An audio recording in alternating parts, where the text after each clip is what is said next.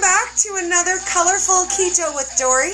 It's Getting Over the Hump with Wendy, and it's Winging It Wednesday, because I don't know what we're going to talk about.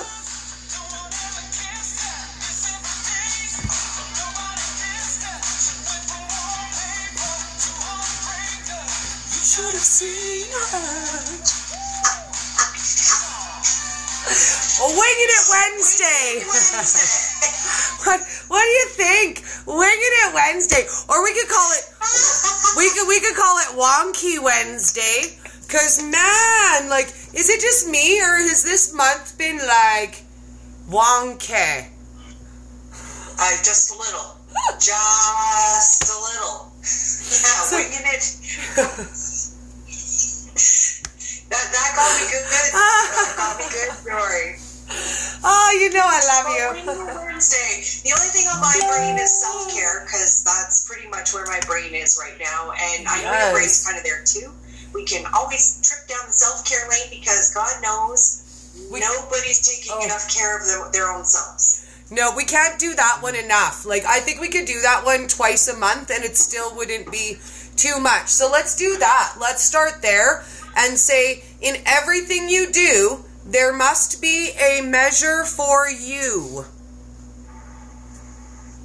Wow, you're creative today too, aren't you? Must be that full moon getting to you, Dori. I pulled that one out a while ago. I've been saving that one in my back pocket. Wow. Yeah, that was killer, girl, let me tell ya. But No. Okay, so why don't you start there and talk a little bit about the self-care, the self-love, the doing a little bit for you, guilt-free. Okay, so to use my own life as an example, I'm going through something very deeply transformative right now. So what have I done? I've been taking Epsom salts baths every day. I've been meditating. I know for some of you it's going to get a little woo out there, but you know what? You have to reconnect with yourself when you're going through these things. So I've been sitting outside. I've been putting my feet in the grass. I've been going for naps when I need them. Now, I have the luxury of doing that. I admit, I have the luxury of being able to nap when I need to, but I'm also listening to my body. My body's saying, Wendy, you're really tired. What you're going through is taking a lot out of you, so I'm resting, I'm napping. If I think I need to cry, I cry. I'm making sure I'm eating properly. These are all things. You know, my husband's rubbing my neck for me. I have friends reaching out to me to make sure I'm okay. These are all things. Like, I reached out to everybody to say, hey, I'm having a really tough time right now. This is new for me because I don't normally do this. But this time I was like, oh, no, I need support. And I reached out, and I have a whole circle of friends who pretty much every single one of them checked on me today. That's self-care, guys, and there's nothing wrong with that. Not one thing. You know what? We don't take enough time for ourselves as it is. So yes. I feel very blessed that I have the time to be able to do it. But I also have the supports in place. Self-care means having supports in place for when you have times like this where you know you can't get through things on your own. You know, self-care means, even though Dori and I have both been feeling like crap this week, that we get on and we do this exercise challenge, because that 10 or 15 minutes of self-care, that exercise means we're moving our bodies. We're saying to our body, I love you enough to take 10 minutes and invest in you. So, you know what? I'll tell you, 10 minutes ago, I almost messaged Dori and said, you know what? I don't know if I can do this tonight. I really don't know, because it's taking, you know, guys, if you've never gone live, it takes a lot of energy. You have to really bring yourself up to a level so that people can resonate with you. And I am very, very low energy, so it takes a lot of energy for me right now to get on here, to talk, to be coherent, honestly, to be coherent, you know, and... Hashtag coherent.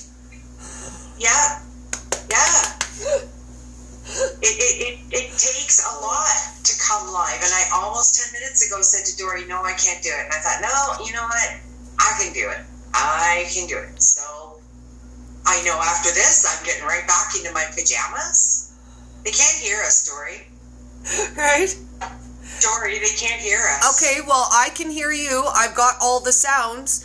If they can't hear us, they gotta tough out till it comes through and see if it comes through good the other end. I hear you. I see you.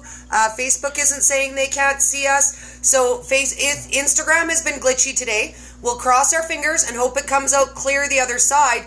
But I can see you, and what we're recording on Facebook is good. So head over to the Facebook public page and watch it there, because it's all coming. Okay, some people can hear us, some people can't. So it's update day. My top tip here is listen to your body. If your body says, I need my neck rubbed, get someone to rub your neck. If that's not possible, do the best you can. Get yourself something to give your neck some relief, right?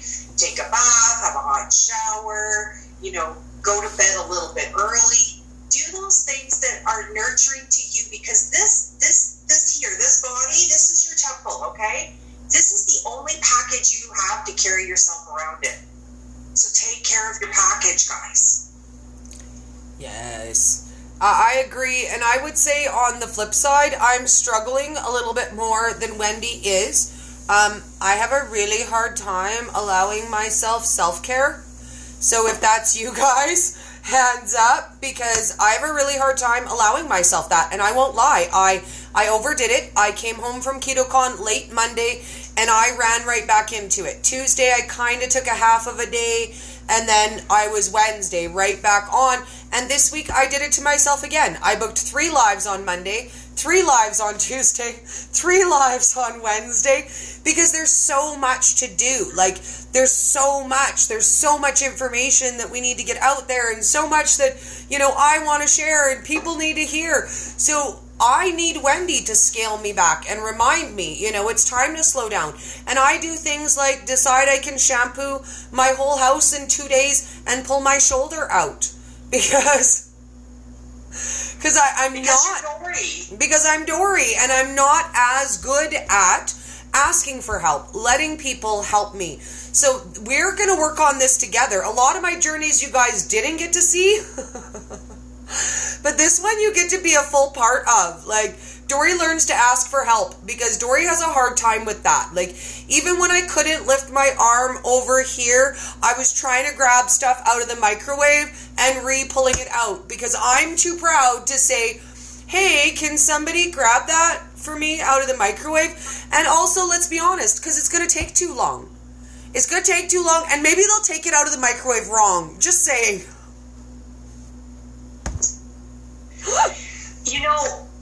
You bring up some interesting points, Dori, because we all, especially when you are an independent woman, okay, you were single mom, independent woman. I have done the single mom, independent woman. Then you have people in the house. Well, your job is to nurture. Your job is to take care of. Your job is to not make waves in the house. Your job is to make sure the house runs right. And it is really, really difficult for us to ask for help. If you think that this time asking all these people for help was any day to walk in the park, it wasn't. But I needed to have some legs under me, because I knew I wasn't going to have enough legs for myself. Yeah. And it was hard, but I just didn't stop to think about it. I just did it, and everybody has been phenomenal. I've had people checking on me every single day to make sure I'm okay. They always seem to check right at the right moment when I'm not okay. It's really hard for us, because as women, we're taught we're the nurturers. We're the ones that run the house. We're the ones that are the emotional barometer. We're the ones that do all the things, right? But when we're laid up, no one knows how to take care of us. Do you know why? Because we don't let them. We never taught them how. Yeah, and I want to talk about that a little bit, because I fell really badly into that when my mother passed away. Because there's my special needs brother to be taken care of. There's a house to run. There's a mortgage to pay. There's bills to be taken care of. There's people to be fed. There's clothes to be washed and floors to be mopped and taken care of and dishwashers to be loaded. And I'm going to tell you a secret. My mother passed away in December, and I did not allow myself any grieving time until I booked a week off in March over St. Patrick's Day. I decided, you know what, that's when I'm allowed to grieve. And I just powered through from December, January, February, till mid-March. So 4 months, I was like, you know what, I have to do this. I have to do this to power through for everybody else. And I did not allow myself even the space to realize that I needed somebody's help.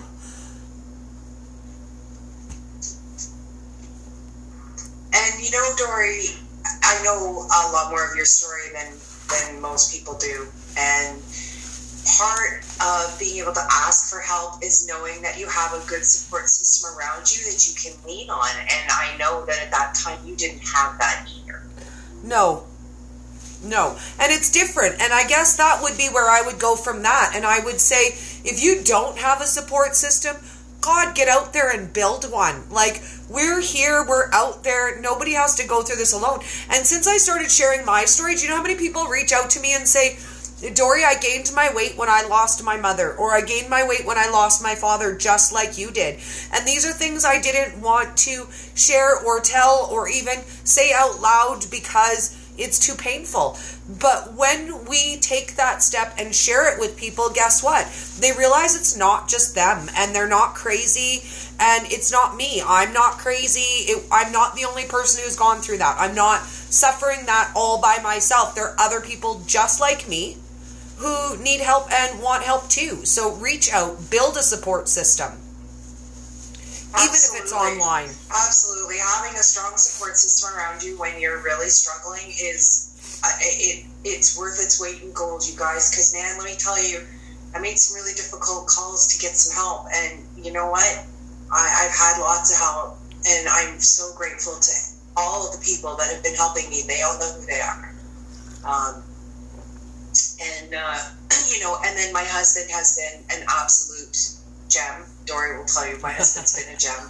Husband, yes. Husband. Yes, Dori's on her husband. Oh, keto he's fam. been great. He's been letting me sleep. He's been helping me out. You know, it's been kind of humbling too, you guys, to know that I have enough people around me to support me that I can fall apart and my whole world's not going to fall apart. So Dori's right. Make sure that part of self-care is making sure you have a good, solid support system around you, because it's really, really important. And as trite as it sounds, I'm going to say eat keto. And I know it sounds silly to jump off from there, but I'm going to say before I started eating keto, everything seemed darker, duller, harder, more oppressive. Every problem seemed unsurmountable. Every issue felt like it was going to be the end of me. Every day when something didn't go my way, I was all of a sudden a flap. Oh my God, the world hates me. The universe hates me. Nothing ever works for me. And you know what? Once I got the clarity in my brain and I stopped eating the things that literally honestly poisoned my brain that way, I roll with it now. Like the other day, man, I could not have had a more broken day. Like my morning live with Maria fell apart. And then when we did get on later due to schedule change, it was like she had no sound, I had no sound. She had, let's connect. And then later that day, I was like, okay, so I've got one at 2 and one at 3:30. My 3:30 messages me at 1:30, ready to go when you are. And I was like, oh, clearly I misunderstood the time change. Sure, let's do it. And not to mention that your exercise partner flaked out on you completely. Slept right through the whole exercise thing and said, oh well. Nah. And it happens. But now, when things happen in my life, I roll with it. I roll with it. I see speed bumps as launching points and not slowing down spots anymore. And I'll tell you, that's my new favorite secret. When you see a speed bump coming, and you're like, oh, this is going to be hard. It's going to be really difficult. I better slow down, pace myself. This is going to be a really hard one. You can slowly go over that hump of the speed bump, or you could do like I did when I was a little girl, and you pick up speed, and you hit that bump, and you can fly just a little. just a little. But Dori, not everybody has your wings, my love. No. Some of us need to climb over that speed bump really slowly. Oh, I'm an all or nothing, man. Here's the thing. As long as you climb over the speed bump. Right? That's what matters. It doesn't matter how fast you get there. You can be like Dori and you can launch yourself over it. You can be like me and kind of, logic your way over it. Yeah. As long as you don't... I gotta think it all through before I get there. As long as you don't sit in front of that speed bump and live there. As long as you don't live there. It's okay to take your time to get there, be there, whether you get there in a month, a year, a day. It doesn't matter. As long as you don't sit in front of that speed bump and go, oh my God, my life is over. Absolutely. And eat keto. And eat keto. That's right. And eat keto, because, wow, keto doesn't, I don't know about your life, but I know mine's completely transformed. It just doesn't even resemble what it used to look like. I don't even recognize that woman in pictures anymore. It's like, wow. No, I don't. And the sadness that I see in who I used to be. Because when you guys look at me now and think, oh, Dori's got all the energy. I used to be Eeyore. I was miserable. I was unhappy. I was sick. I was fat. I was unhealthy. I hated my life. I hung out with people who hated their lives. Together we hated life and cursed the universe. And we played my favorite game.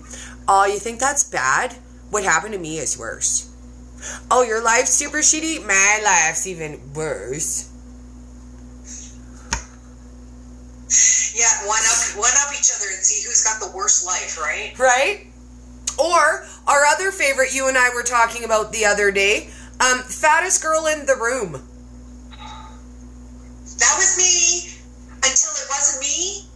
And then a friend of mine had to realize that she was the fattest girl in the room, and she started losing weight because she didn't want to be the fattest girl in the room, but I was always the fattest girl in the room. That is the worst feeling ever, because you know you're the biggest person there. You know it. It makes you feel like crap. And you know what? What's even worse is when you know you're the fattest girl in the room, you walk in to see if maybe perhaps you're the second fattest girl in the room, because then you don't feel so bad about yourself. Okay, now I want to admit that that's my private shame, because I swear, like, that's a really shitty thing to think, oh, I hope somebody weighs 5 more pounds than me so I can feel better about myself. But I literally, at 290 pounds, I walked into every room, and I kid you not, the very first thing I did when I walked into any room was scan it and see if I was the fattest girl in the room. And as you're looking around, you're going, please, dear God, don't let me be the fattest girl in the room. Like, please let, like, one person be, like, a smidge fatter than me. Like, and that's a hateful thing. Like, really? Like... Honestly, I wish somebody 5 more pounds. Because that was it. You grasp at whatever straws make you feel better about yourself. That girl's fatter than me? Awesome! Now I'm not so fat. Or, my favorite one, I used to be like, whatever, you're thin, but I'm pretty. Shut up. You know, I could diet. You're going to be ugly forever. Keto Granny said, I was in the top 3. Actually, had a science teacher tell us to sit on opposite sides to not tip the room. Oh. Asshole. Absolutely. Tell us how you really feel, Dori. That's ignorant. But you know what? We all had teachers who did stupid, ignorant stuff like that. That would be true. I had teachers bully me. Because you know what? I wasn't getting bullied enough by the kids, and I certainly wasn't getting picked on enough at home. I most definitely needed it from my teachers, too. Oh. So this is why we need to heal the world? Because this kind of garbage isn't okay. And the problem is we grow up with it from such a young age that we don't even realize that how we let people talk to us is not okay. And you know what? How much would my life have changed if the very first time somebody walked up to me when I was 10 years old and said, oh, Dori, you've got such a pretty face. If you could just lose weight, you'd be beautiful. Now, if I had turned to that person in that moment and said, you know what? Thank you. I appreciate that you think I'm pretty, but I'm perfect just the way I am. Would my life have been different? It might have been. I might have grown up feeling like I actually had some value and some self-worth, and maybe I wouldn't have dated the lowest common denominator men and accepted the lousiest friends into my life because I never felt that I was worthy because I was fat, and somehow fat made me unworthy of love, respect, friendship, you name it. The general right to breathe, right? Like you actually feel like you have no right to exist because, I mean, after all, you're fat, therefore useless, worthless, disgusting. You know, all those awesome. Do you know how many times I've asked my husband when I was 275 pounds why he loved me? Why was he going to marry me? Yeah. Because I was a big girl. I was a great big girl. I was sick. I was broken. And I didn't know why my husband loved me. I didn't know why he was marrying me. I'm still not 100% sure, except that, you know, reversing that whole prostate cancer thing might have enamored him to me a little bit. So, right? You know, I'm enamored of you, darling. You know what? Honestly, I didn't know, because being that size, you're so used to being chastised. You're used to being looked down on. You're used to... I had a guy once when I was smaller than this. We had just had a one-night stand, and he looked at me and he says, "You've got a great body, but you need to lose a little weight off your thighs." Yeah, this isn't the afterglow. Yeah, guys, it was great. What a moment. And then he called his fiance on the phone. That was great too. So I didn't know. And then all of a sudden he's talking to his fiance on his phone, and it was the 80s, so he'd have one of those big battery packs, you know? Yeah. Oops. And you know what? Guys honestly don't have any shame in saying that. Do you know how many guys in my lifetime have said things to me like, "Oh, you know what? I really like you, Dori. You have a great personality. I think you're really pretty. I think you're really smart. I like everything about you, but you're just too big a girl for me. Like, no offense, but you're too big a girl for me. So you like everything about me except for my body. Hashtag I'm not shallow. Hashtag jerk face. Hashtag bite my fat butt." Like, what the heck? And I will say too that in my younger years, when I had very little self-respect and self-pride, I even did, you know, be intimate with a guy who said to me, "Oh, you know, you're really awesome and the intimate times are really good, but your body kind of like grosses me out." Oh, okay. Well, that's awesome. That's so cool, actually, though. Yeah. I had a guy take me out. He would take me out to the clubs. We would dance, and we would dance because he could really lead. I could follow. We'd have a really great night. We'd go back to my place. We'd start to fool around, and then he would stop and say, "Sorry, I can't go there with you because you're not a size 4. I'm sorry. You don't mind having your tongue down my throat 2 seconds ago, but now I'm not a size 4, so now you can't do anything else with me." Okay, so was he one of your drunk friends? Because I used to have one of those, and I swear to God, like, when he got drunk, I was a supermodel, and he loved me like nobody's business, and I couldn't get him off of me, but when he was sober, we were just friends. No, he wasn't that kind of guy. No, he just was that shallow that he thought it was okay to say to me, you know, "It's all good to make out with you, but I don't want to sleep with you because I don't like your body." What? Oh. I'm okay to dance with and hang out with and party with, and, you know, we're all great that way, but the second it comes down to let's get naked, no, sorry, your body's not acceptable. Oh, okay. Your loss, buddy. Hate to break it to you. I'm pretty good at that, just saying. I don't mean to brag or anything. Sex lives. Do you know what our sex lives are like? It's like gymnastics in bed because, wow, you can move again. One day we're going to have a talk just about that because, you know, I don't know about you, but I'm pretty bendy and I don't mind bragging up a little bit, just saying. I'm amazed at how I can, like, flip my legs. It's amazing what my legs can do these days. And, you know, my husband, he was joking one night, and you know how normally they talk about how you wrap your legs around their waist, right? Yes. He says, "Well, you wrap your legs around my ribs." What?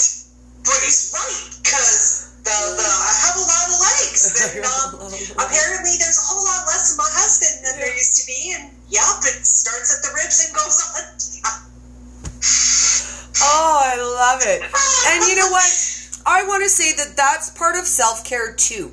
Taking time for our partners, our families, our loved ones, that is part of self-care too. Self-care doesn't necessarily mean you have to barricade yourself, you know, in a room or hide in a closet. You know, it can be having a date night with the love of your life. It can be having a movie day with your kids. It can be, let's go to the park today and let's talk about what we love about each other and have a picnic and play at the park. Teach your kids self-love too, because guess what? Maybe it won't be so hard for them if we teach them when they're little to take moments and self-love and self-care and self-share.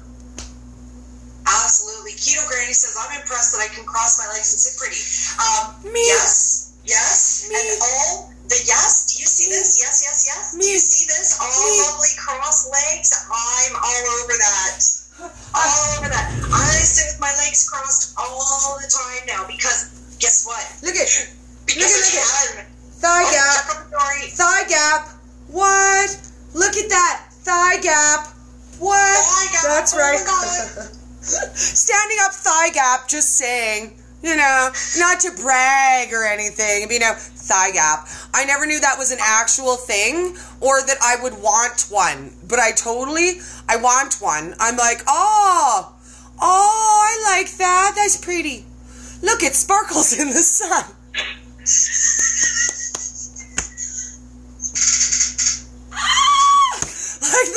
Like the twinkle that the guy gets in the romantic movie. Twinkle. And on that happy note, you guys, what do you have going on tomorrow, Dory? Tomorrow, you know what? Tomorrow is my day off from lives because I did Monday, Tuesday, Wednesday.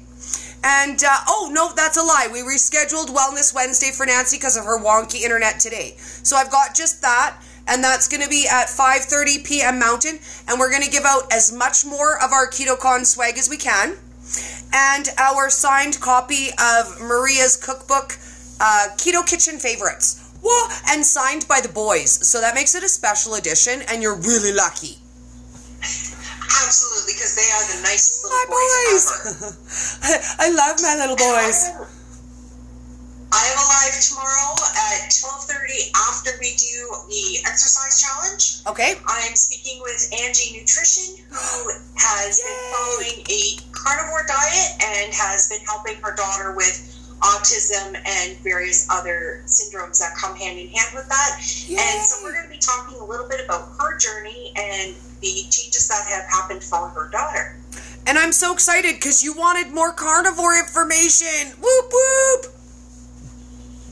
Yeah, you know, my body really is leaning heavily that way right now. And I really, I made dinner tonight and I avoided the vegetables. And at the end of dinner, I'm like, oh, no, those look good. And I popped them in my mouth and my stomach is now saying, you shouldn't have done that. You shouldn't have. So my body really is heading that way. So I'm really, really interested to talk to her. And she's full of all kinds of stuff. She's studied all kinds of nutrition. I think she and I are going to do a regular, as soon as I figure out what my schedule is going to look like, she and I are going to do a regular at least once a month and talk up nutrition, holistic care, that kind of thing. Yay! And I want to tell you guys, upcoming in the future, we're going to try to set a little bit more of a regular live schedule. So A, you guys know when you can find us, and B, because we have awesome vendors who want to give you guys prizes for some of our regular lives. So we're going to try to get a little bit more of a regular schedule and be less Dory flies by the seat of her pants. Yeah, Wendy needs a little more scheduling like that too, so that's something Dory and I are going to both be working on in the background, is getting our things a little more organized, a little more scheduled, because as we start to put our programs together and create a program together, we're going to need to be really organized. Yes. Currently we're not. But we're getting there. That's okay, because you know what? We are both going through some really significant shifts after KetoCon. It really changed a whole lot of our perceptions on a whole lot of things. And we're both taking some time to care for ourselves. And because Dory wasn't doing that, the universe went, oh, sorry, you can't have your shoulder for a few days. You need to slow down, girl. So we're both doing a lot of processing. So you know what? If you don't see quite as much of us, don't worry. We're here. We're just making sure that we're the best versions of ourselves so that we can be our best versions for you. Yes. And we're going to explore the new us. So I'm going to dance us out with our I Like the Remix New You, and we will see you again soon, darlings. Aw. Bye-bye. Thank you.